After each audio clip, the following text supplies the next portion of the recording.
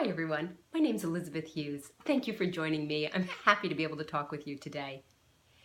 Did you know that everything, and I mean absolutely everything, that we know of and think of as normal in medicine has completely changed in the last 100 years? Think about it. 100 years ago, there were no antibiotics. There was no chemotherapy. There was no IV fluid. There was barely any anesthetic for surgery. Surgeons would come into the operating room wearing their own clothes.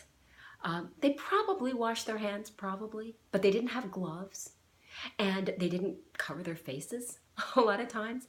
And many of them would just protect their clothes with just a bloody apron that, contained the blood of the previous patients. If we were to go back in time and tell people from 100 years ago what medicine looks like today, they would not believe it. It would be science fiction. But now we have 25 years more of life than we did 100 years ago. Yeah, because about 100 years ago in 1920, average lifespan was 54 years. And now it's about 79, and lots of people live a lot longer than 79 years old. We've made a huge strides in our decreasing infant mortality, decreasing death from infectious diseases. People are surviving cancer and heart disease and childbirth that they wouldn't have 100 years ago. But here's the question. Has that been a good trade-off?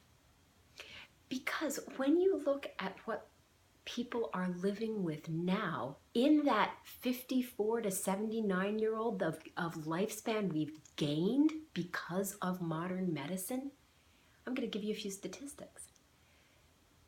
33% of people have high blood pressure.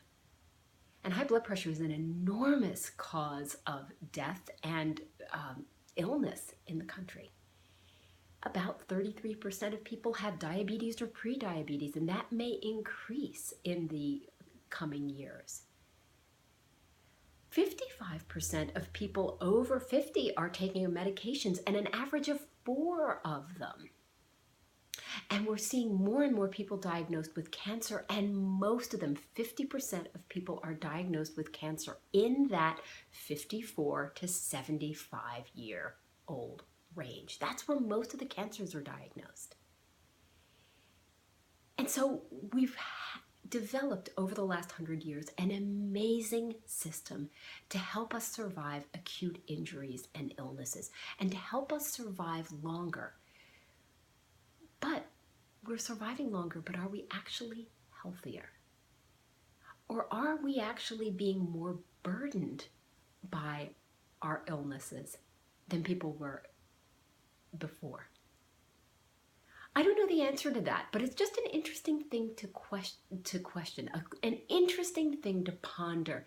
Are we actually healthier for all of modern medicine? We're certainly living longer, but at what price? And is it an okay price to pay? I'll leave you with those questions and let you think about them. I would love to hear your comments.